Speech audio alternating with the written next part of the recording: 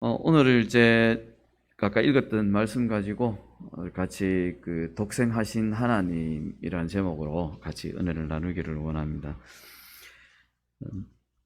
먼저 우리 옆에 분들하고 한번 인사 한번 하시죠. 복된 성탄절입니다. 그 사람들이 크리스마스가 되면 전부 다 이제 메리 크리스마스 이렇게 인사를 하시더라고요. 그래서 저는 좀 즐거움을 넘어서 행복한 성탄절이 되면 좋겠다. 그래서 인사를 할 때 이제 해피 크리스마스 이렇게 써서 보내기도 하고 그렇게 합니다. 정말 우리가 하루뿐만이 아니라 1년 365일 행복한 성탄절이 되었으면 좋겠습니다. 제가 싱가포르에 있을 때 크리스마스가 딱 되니까 11월부터 거기는 이제 정부에서 전 도시에 나라죠. 전체적으로 점등식을 하고 11월 15일부터 1월까지 이제 계속 추리를 틀어놓거든요. 켜놓고 그 다음에 이제 백화점이라든지 쇼핑몰 같은데 콘테스트를 합니다. 콘테스트를 해가지고 최고 1등 받는 그 쇼핑몰에는 그 다음 해에 설치하는 비용을 대준대요. 그리고 시내 한복판의 그 오차드 거리에는 각 기관이나 아니면 단체에서 신청한 공간을 이렇게 만들어주고 부스를 만들어주고 거기서 또 이제 성탄절 장식을 자기들 나름대로 단체라든지 특색에 맞게 장식을 합니다. 그러면 성탄 그 거리에 나가면 코너마다 우리 마치 그 선교 박람회 할 때 부스 설치해 놓은 것처럼 그 가게마다 전부 다 다르게 그렇게 해서 하고, 그것도 이제 또 콘테스트를 해서 시상하기도 하고 그렇게 한답니다. 그런데 그분들이 과연 예수님하고 관계 있느냐? 물론 일부는 이제 교회에서도 하기도 합니다. 큰 교회에서는 아예 하나를 빌려서 2개, 3개도 막 빌리기도 하고 그렇게 해서 하기도 하지만 거의 국가적으로 하는 것을 보면 교회와는 관계없이 그냥 관광 사업으로 하고 있습니다. 지금 오늘날 우리나라도 마찬가지로 이 성탄절이 되면은 거리에는 뭐 캐롤이 울리고 가게들마다 소리를 밖으로 스피커를 틀어놓고 난리를 하는데 오히려 교회는 지금 조용해지고 있죠. 코로나 상황이 그런 특수 상황이 되다 보니까 좀 그런 것도 있지만 우리가 어쨌든 이 성탄만큼은 주변의 이웃들에게도 정말 교회 절기인 성탄절과 부활절을 추수감사절을 막 이런 주변 이웃들이 더 기다리는 그런 날이 되면 좋겠습니다. 특별히 우리 교회를 통해서 아마 무료식 받으시는 가정들은 아마 그런 마음일 것 같아요. 무슨 절기가 교회 특별한 절기가 되면 오늘은 이번에는 특식이 뭐가 배달되어 올까 막 이런 기대하는 그런 마음들이 있을 것 같습니다. 그런 마음들이 우리 교회 주변에서도 또 우리 이웃들에게도 그런 기대하는 마음들이 좀 들 수 있는 그런 절기가 되길 축복합니다. 오늘은 성탄절입니다. 오늘도 성탄절입니다. 어느 게 느낌이 더 좋습니까? 위에 거? 밑에 거? 어떤 분은 오늘은 성탄절이 더 좋을 수도 있고 어떤 분은 오늘도 성탄절이 더 좋을 수도 있습니다. 그죠? 근데 저는 개인적으로 오늘도가 더 좋은 것 같아요. 그래서 아마 제가 이런 용어를 적어서 설교의 서두를 시작하는 것 같습니다. 성탄절은 한 번만 있는 것이 아니고 매년 계속 반복되었습니다. 그죠? 2000년 동안 계속 반복되어서 왔는데 그런데도 우리는 이 성탄절이 다가오면 왠지 설레고 또 하나님 앞에 찬양도 드리고 예배도 드리고 경배도 드리고 영광도 돌리고 그렇게 하고 있습니다. 그러니까 오늘도 언제나 조금 전에 제가 1년 365일이라고 말씀드렸는데 제 선배 목사님 한 분이 휴대폰 벨 소리를 캐롤송으로 해놓으셨어요. 그래, 목사님 성탄절도 아닌데 왜 캐롤송 해놓으셨습니까? 그랬더니 성탄절이 따로 있나? 우리가 1년 365일 성탄절로 지키면 성탄절이지. 그러시면서 예수님 오신 것보다 우리한테 더 복된 게 어딨노? 그러시면서 캐롤송을 계속 하시더라고요. 어떤 분들은 전화 드리면, 전화가 오면 그 동해물과 이런 애국가 나오는 분도 있고 그러시는데, 그분의 철학이 담겨 있으니까 뭐 그걸 가지고 우리가 뭐라 하지는 못하지만 어쨌든 그 캐롤송을 벨 소리로 해놓으니까 굉장히 제가 잔잔한 감동이 있더라고요. 그래서 목사님께 한숨 배우고, 저는 목사님 그렇게 하려니까 아직까지 그 정도까지는 안 됩니다. 그러고는 이제 말았는데, 이 성탄절이 정말 세상 많은 사람들이 그렇게 기뻐하지만 그 속에 과연 예수님이 오신 목적이 그들 속에 있는가?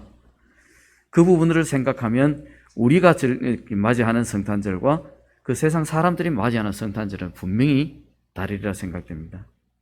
정말 우리를 통해서 그 사람들 속에도 바로 예수 그리스도의 그 구원의 복된 소식이 그들에게 들려지길 원합니다. 예수님의 탄생은 정말 우리 기독교의 아주 핵심 교리입니다. 교리 중에 첫 번째를 꼽으라면 삼위일체가 될 수 있고, 두 번째를 꼽으라면 바로 이 성육신이 될 수 있습니다. 그만큼 첫 번째, 두 번째로 꼽을 만큼 아주 중요한 교리가 바로 이 예수 그리스도의 탄생입니다.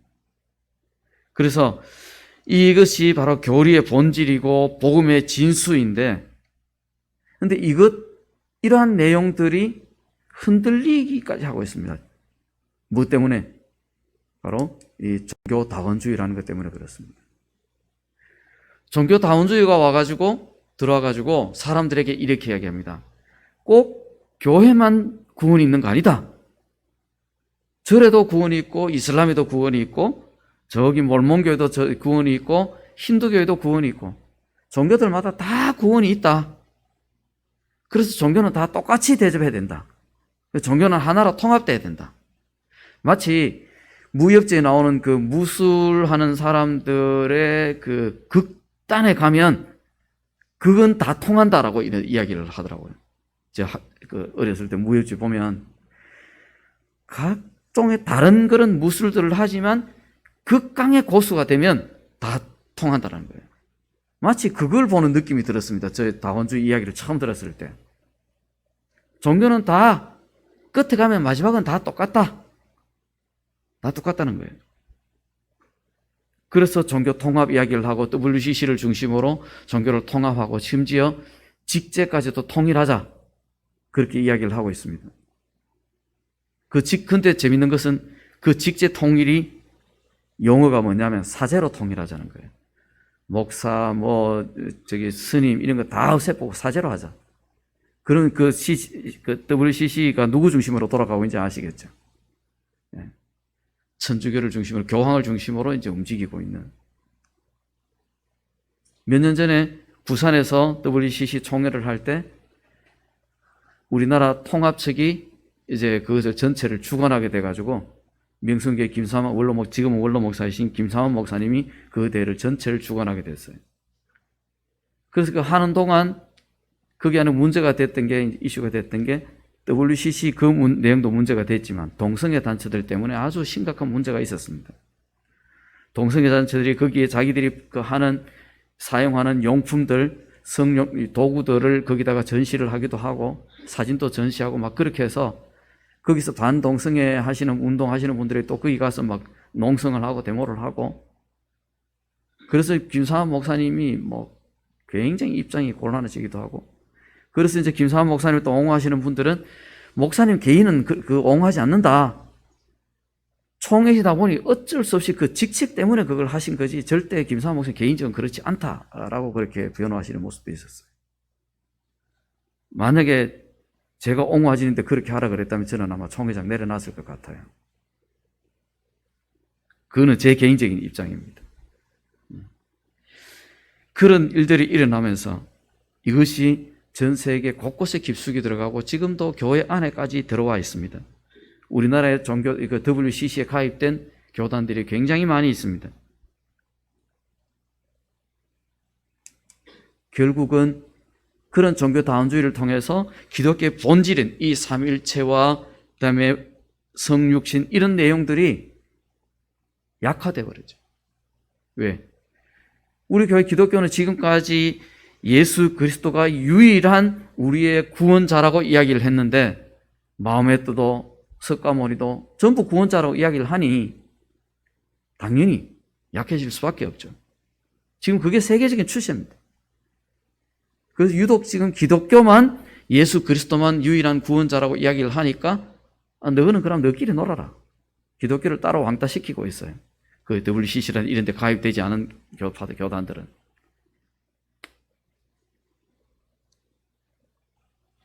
그러다 보니까 믿지 않는 사람들은 너는 왜 그렇게 별나노?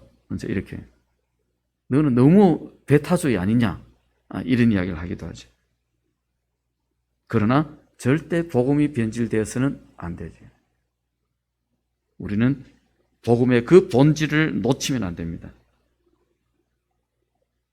세상 모든 사람들이 거기에 구원이 있다 할지라도 우리는 오직 예수 그리스도 한 분만이 우리의 구원자라심을 고백하고 바로 그 일을 위해서 하나님께서 독생자 예수 그리스도를 이 땅에 보내셨다는 그 사실이 믿음이 흔들리면 안 됩니다. 요즘 젊은 사람들이 신앙을 낮때는 저희 어릴 때만 해도 방학이 12월 거의 초에 했기 때문에 성탄 준비가 1년에 굉장히 풍성하게 되죠. 성대한 행사였죠. 한 달간 준비를 하니 그리고 방학 기간에 준비를 하기 때문에 준비도 많이 했고 뭐 연극이라든지 이런 걸 엄청나게 준비를 했습니다. 그런데 요즘은 성탄 방학하는 날짜를 자꾸 미루다가 지금은 언제 합니까? 연말에 하죠. 일부러 연말에 합니다. 그거는. 수업일자 얼마든지 시기 조정하면 할 수 있습니다. 교육계에 반기독교인들이 그만큼 많다는 거죠. 성탄절이 점점 줄어들다가 아예 지금 이제 성탄절 지나서 방학을 하니까 학생들이 성탄절은 그냥 노는 날이지 예수님이 탄생한 날이라서 우리가 이날 정말 기뻐하고 우리가 축제를 보내야 된다라는 생각 자체가 미비해지고 있어요. 젊은 사람들. 성탄절을 성대하게 보내는 나라들은 이제는 기독교 국가밖에 없습니다. 이런 사회적인 문화들이 어떤 곳에서 나오는 바로 이런 종교 다원주의라는 새로운 철학의 사상이 생기면서 점점 쇠퇴해가고 있는 겁니다. 예수님이 너희 자녀들을 위해서 울으라라고 하신 말씀이 무슨 뜻인지 우리는 그 말씀을 절절히 깨닫고 하나님께 엎드려야 됩니다. 지금 우리에게 필요한 것은 우리 자녀들과 우리 다음 세대를 위해서 하나님께 엎드려야 됩니다. 저들이 살아갈 세상은 앞으로 어떤 세상이 될 것인지 예측 불허입니다. 그러나 분명히 지금보다 훨씬 더 신앙생활하고 신앙을 지키기에 어려운 것이라는 것만큼은 분명합니다. 저는 예언의 은사는 없지만 그건 분명하게 이야기할 수 있습니다. 분명히 우리보다는 훨씬 더 어렵고 까다로운 세대 속에서 신앙을 지켜야 될 것이다. 치열한 영적 전투 속에서 살아야 될 것이다라는 거죠. 그런 속에서 우리는 오늘 말씀을 보면서 예수님이 이 땅에 뭐 때문에 오셨는가? 그 부분을 같이 한번 살펴보기를 원합니다. 먼저 말씀이 육신으로 오셨습니다. 14절에 보면 말씀이 육신이 되어 이렇게 말씀합니다. 여기서 말씀은 1절에 태초에 하나님의 말씀이 계시니라 라고는 이 말씀과는 조금 구분은 되지만 어떻게 보면 우리는 하나님이라는 삼일체라는 그런 논리로 접근하면 같다고 볼 수 있습니다. 1절의 말씀은 하나님이라는 그런 신성을 표현을 했다면 14절 말씀은 인성의 의미가 더 강하게 표현되어 있습니다. 거기다가 하나님과 플러스 돼가지고 이제 성육신이 되었다라는 거죠. 하나님이 우리에게 이 예수 그리스도, 독생자이신 예수 그리스도를 보내실 때 하나님의 모습으로만 보내신 것이 아니라 하나님의 모습 속에 우리 인간의 모습을 담아서 보내주셨다는 거죠. 완전한 하나님이시지만 그 속에는 완전한 인간의 모습도 있었다라는 겁니다. 그래서 우리 가운데 거하심에 라고 말씀하시면서 그 우리 가운데 거하신다는 말씀은 우리와 함께 하신다는 말씀이죠. 우리와 같이 사람들과 섞여 있으면 구분 안 된다. 구분할 수 없을 정도로 우리가 같이 하나가 되었다. 그래서 예수 그리스도는 이 땅에 오셔서 우리 가운데 계셨던 겁니다. 그것을 영어로 성육신이라고 합니다. 성육신. 그래서 사람이 되었다라고 이야기하기도 하고 육신을 입었다라고 이야기하기도 합니다. 그러나 사람이 되었다라고 하는 말은 50점입니다. 왜냐하면 사람이 되었다면 그 안에 신성이 존재할 수 없습니다. 그러나 사람이 되었다는 50점은 예수님이 오셔서 완전한 참 인성을 갖고 계시기 때문에 그렇습니다. 참 신이시지만 인간을 구원하시기 위해서 참 인간이 되셨던 겁니다. 그렇기 때문에 위에는 50점이지만 아래는 완전한 하나의 정답이 될 수 있는 거죠. 예수님이 우리 땅 가운데 계시면서 육신의 부모님을 공경하고 또 부모님이 하시던 일을 돕기도 하고 또 사람처럼 똑같이 감정 표현도 하시고 또 하나님의 성전에 들어가서 세도 내시고 또 가르치시기도 하시고 우리가 신앙생활을 하면서 보여야 될 모든 것들을 그대로 모델로 다 보여주시고 죽으셨다는 거죠. 그냥 우리가 하나님 말씀만 우리에게 있었다면 성경 말씀을 통해서 우리에게 너희는 이렇게 살아라 저렇게 살아라고 했다면 와 이건 우리는 불가능해 우리는 어려워 안 될 거예요. 어떻게 하는지 우리는 방법을 몰라라고 이야기하면서 온갖 방법들이 다 나왔을 거예요. 지금 전 세계적으로 봐도 그렇고 우리나라만 봐도 얼마나 종교들이 많습니까? 다양하게 종교 백화점이라 할 만큼 다양한 방법으로 섬기고 있습니다. 자기 나름대로 신을 만들어 놓고 그 신을 섬기고 있죠. 예수님이 우리에게 그런 모델을 보여주시지 않았다면 어쩌면 우리도 그렇게 하고 있을지 모릅니다. 마치 지금 똑같은 기독교인이면서도 누구는 동성애 찬성하고 누구는 동성애 반대하고 이것처럼 누군들은 그게 차별이다 그러고 아니다 그건 역차별이다 그러고 서로 자기 주장을 위해서 서로 안 굽히지 않는 것처럼 그보다 더 많은 다양한 것들로 우리는 지금 또 싸우고 있을지 모릅니다.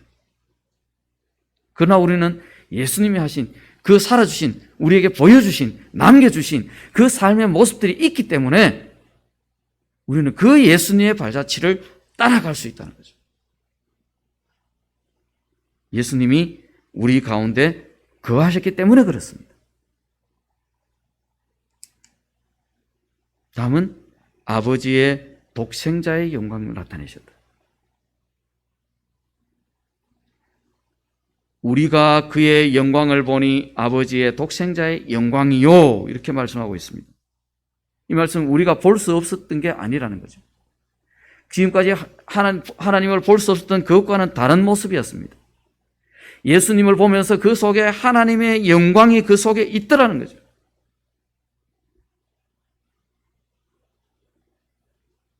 우리는 예수 그리스도를 봤기 때문에 하나님을 본 것과 똑같습니다.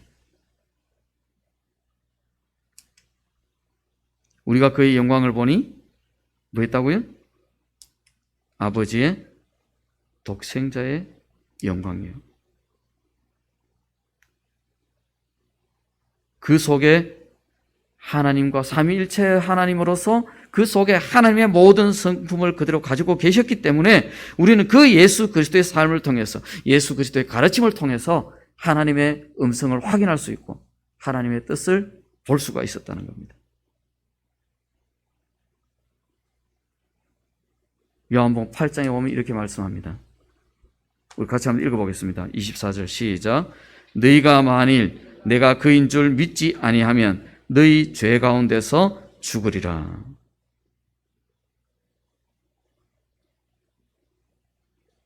예수님이 하나님의 아들인 줄 믿지 못하면 그 속에서 있는 뭘로 인해서? 너희 죄로 인해서 너희 죽으리라. 구원의 길을 예수님 스스로 확실하게 보여주셨습니다. 이것이 이제 한글 킹 제임스 버전에서는 조금 더 우리가 이해하기 쉽게 해놨어요. 따라서 만일 너희가 내가 그인 줄 믿지 아니하면 누가? 너희가 너희 죄들 가운데서 죽으리라 이렇게 되어 있습니다. 분명하게 너희라고 분명하게 얘기를 하고 있어요.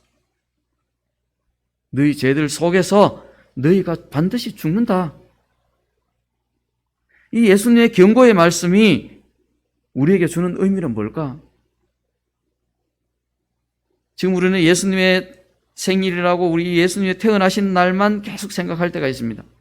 그러나 우리 예수님의 이 오신 목적이 뭐고 예수님이 어떻게 살았고 예수님이 우리에게 던져주는 메시지가 뭔가 그 모든 것들을 다 생각하면서 기념을 해야 제대로 이 성탄절을 기념할 수 있는 거죠.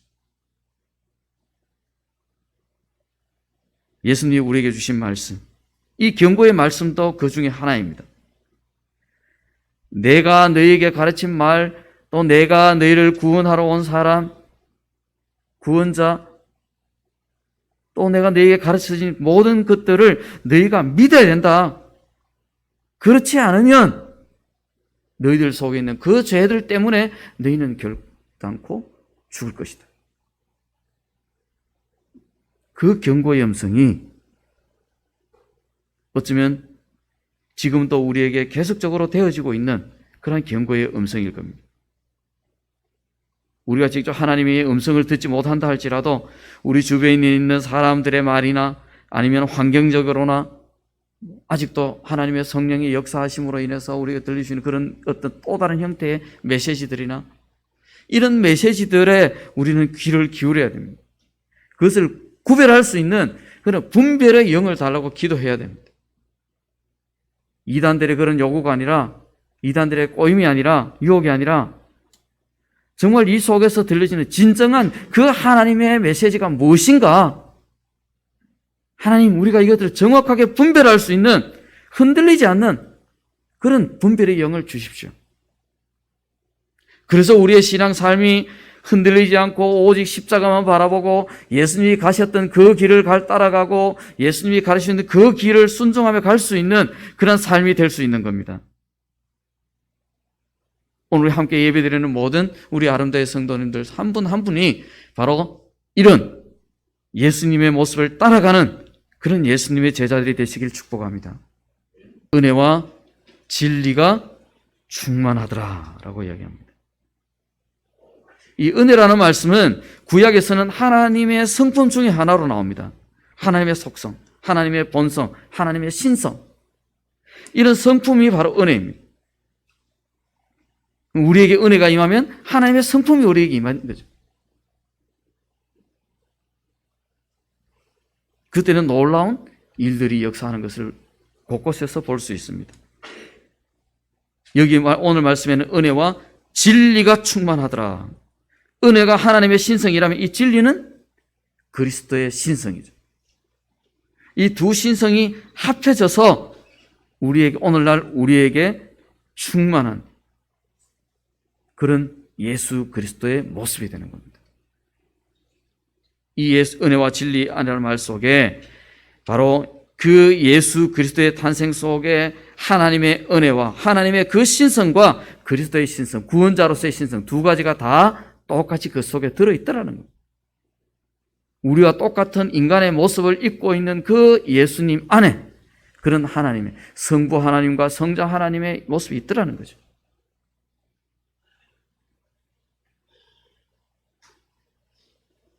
바로 그것이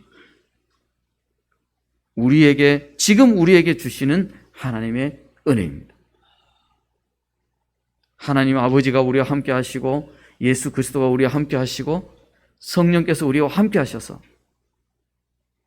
지금 우리는 바로 늘 삼위일체 하나님과 동행하는 그런 삶을 살 수 있습니다.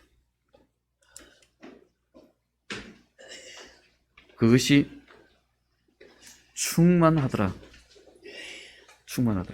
충만하는 말은 잘 아시다시피 가득 차서 넘친다라는 거죠. 넘친다. 충만하다. 16절은 이렇게 말씀합니다. 16절을 우리 같이 한번 읽을까요? 시작. 우리가 다 그의 충만한 데서 받으니 은혜 위에 은혜라라. 아멘. 이 은혜 위에 은혜란 말은 누가 즐겨 썼을까요? 사도 바울이. 사도 바울이. 사도 바울은 이 말씀의 의미를 정확하게 경험한 사람입니다. 예수 그리스도를 만나보내서 그의 삶이 완전히 바뀌면서 정말 그 예수 그리스도의 은혜, 하나님의 은혜, 예수 그리스도의 진리, 그것이 무엇인지 정확하게 알았기 때문에 자기의 남은 모든 생을 바로 그 은혜와 진리를 위해서 자기의 삶을 드렸던, 죽을 고비를 숱하게 넘기면서도 그것을 절대 포기하지 않고 오히려 죽음 쪽을 선택했던, 그것이 바로 사도 바울의 모습이었습니다. 누구 때문에? 바로 독생하신 하나님, 그 아버지의 독생자의 영광을 나타내시던 그 하나님, 예수 그리스도.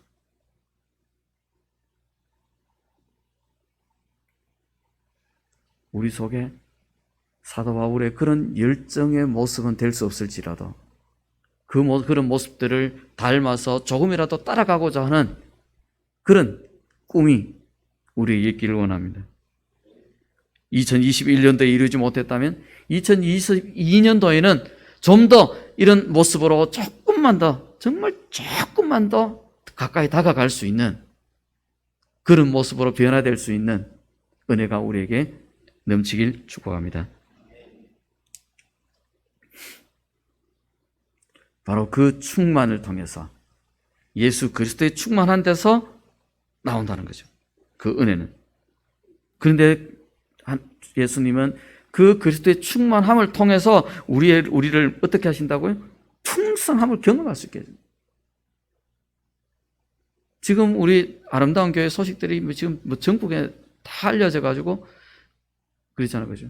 주변에서도 도대체 이 아름다운 교회는 도대체 어떻게 하고 있지? 뭐 방문도 오기도 하고. 이미 우리는 그런 것들 경험하고 있는 거죠. 이제 그분들도 이런 것들을 경험하기 위해서 시작하려고 하는 거 아니겠습니까? 야, 우리도 저 교회처럼 정말 하나님 예수 그리스도를 통해서 그 뜻대로 삶을 통해서 그렇게 풍성하게 채우시는 그것도 우리도 좀 경험해보자. 그리고 경험한 것들, 그것들을 좀 전달해 나눠주자.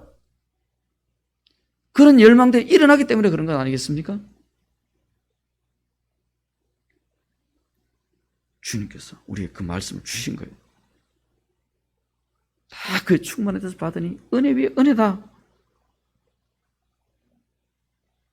정말 우리가 지금까지 온 건 은혜밖에 없다라고 아마 늘 목사님 고백하시는데, 하나님 은혜밖에 없죠. 우리 입술을 통해서 내가 뭐 이렇게 해서 저렇게 됐다, 내가 뭐 이렇게 해서 이렇게 했다, 그건 결국은 자기 자랑이죠. 그러나 사도 바울은 그런 자기 자랑거리가 이제 모든 자랑들을 뭐와 같이? 배설물로 여겼다.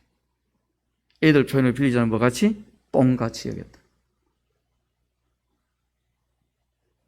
사람들은 자기 똥 자랑 많이 하죠. 나가면 어떨 땐 듣기 싫으면 그래, 야 똥 자랑 하려고 하면 10,000원 내놔라, 그러고 이야기하기도 하고, 좀 센 사람은 야 50,000원짜리 하나 내놓고 해라, 그러기도 하고, 만나면 뭐 자식 자랑, 뭐 무슨 사람 무슨 자랑.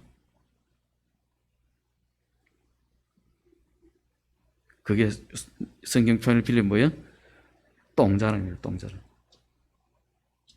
정말 우리를 통해서 예수 그리스도 자랑이 끊이지 않기를 소망합니다.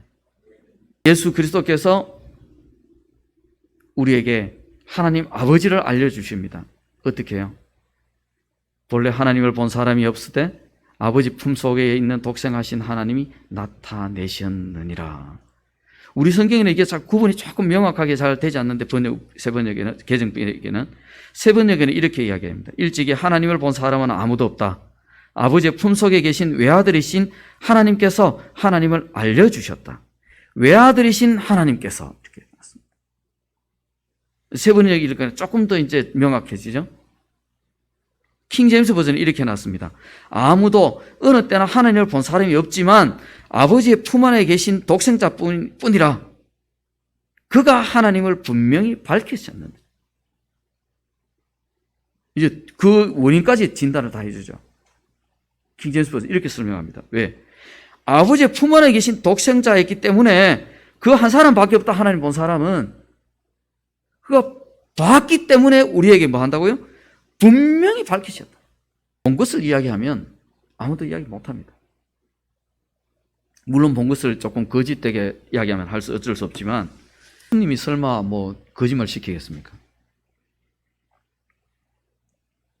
그렇게 하나님 아버지를 보여주셨다는 거죠. 하나님 뭐라고 말씀하셨죠? 나를 본 자는 이미 아버지를 봤느니라. 그 말이 거짓말입니까? 독생하신 하나님, 즉 성자 하나님은 바로 말씀이 육신으로 오셨습니다. 바로 그 예수님이 말씀이셨죠. 태초부터 함께 계셨던.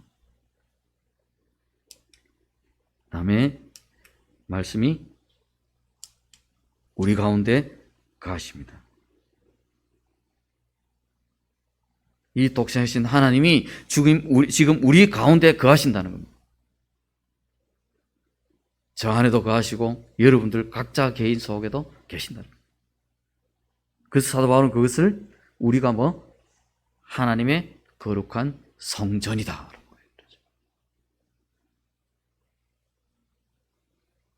그걸 잘 이해 못해서 질문을 참 많이 받았습니다. 주일학교 학생들, 청년들.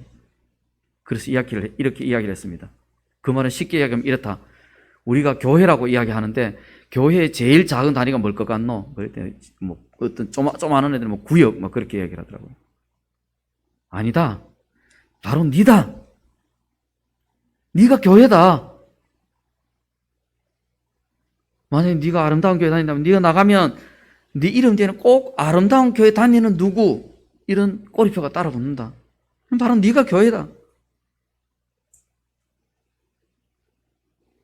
그게 바로 네 안에 성령이 계시는 증거다. 네가 어떻게 살아가느냐에 따라서 네가 다니는 교회가 욕을 먹을 수도 있고 네가 어떻게 하느냐에 따라서 하나님이 욕을 먹을 수도 있고 칭찬을 들을 수도 있다. 바로 네가 하기에 달라진다.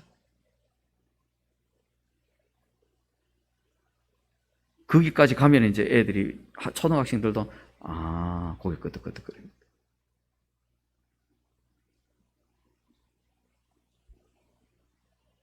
우리가 하나님이 우리 안에 거하신다는 것 결코 멀리 있는 이야기가 아닙니다. 이거는 그냥 우리가 듣고 넘어가는 그런 이야기가 아닙니다. 잊어버린다고 잊어지는 게 아닙니다. 이것은 분명한 사실입니다. 요즘 유행하는 말은 팩트라고 그러거든요. 팩트. 이것은 명확한 팩트입니다. 어느 누구도 바꿀 수 없는 예수 그리스도가 누구 안에 계신다고요? 내 안에 계신다. 우리 한번 해볼까요? 예수 그리스도는 지금도 내 안에 계십니다. 아멘. 바로 아버지의 독생자의 영광입니다. 독생자를 우리 그냥 혼자 태어났다 외아들, 그죠? 외아들. 그 외아들이 그냥 그 속에 뭐가 들었어요? 아버지의 영광이 그 속에 있다. 아버지 모습 닮았다는 겁니다.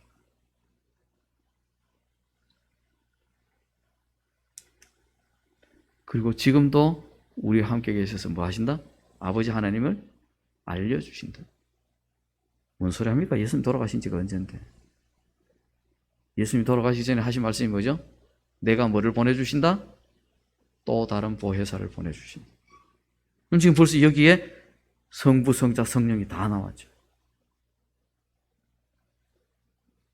이 짧은 구절 안에 성부, 성자, 성령, 이 삼일체, 그러니까 이게 다 들어가 있는 거예요. 연말까지 이거 몇 절 안 되는 거 다 외우고 계시다. 삼일체 교리 다 들어있다니까요. 하나님 아버지를 알려주시는 바로 그 성령이 우리 안에 계십니다. 우리가 신앙생활을 하면서 그냥 이 추상적인 그런 신앙이 아니라 바로 이런 팩트를 가지고 그대로 팩트를 그대로 믿고 따라가는 그런 믿음의 삶이 되시길 축복합니다. 연말입니다. 며칠 안 남았습니다. 며칠 안 남은 시간 동안 1년을 한 해를 정리를 하면서 정말 이 한 해 동안 하나님이 내게 주신 은혜 위에 은혜를 부어주신 것이 뭘까? 한번 헤아려 볼 수 있기를 원합니다. 적어 보시면 좋습니다. 내가 받았던 은혜가 뭐고 사람들에게 받았던 사랑은 뭐 어떤 것이 있고 한번 적어 보시면 좋습니다. 그래서 2022년도를 계획하실 때 올해는 내가 목표를 뭐로 잡아야 되겠다. 나름대로 목표도 세워보시고 이미 다 세우신 분도 계시겠지만 한 번 더 점검을 하시고 그래서 우리 2022년도를 맞이할 때 정말 2021년도보다 좀 더 하나님께 정말 요만큼이라도 좀 더 가까이 갈 수 있는 그런 복된 삶 될 수 있길 또 우리 아름다운 교회가 될 수 있길 축복합니다.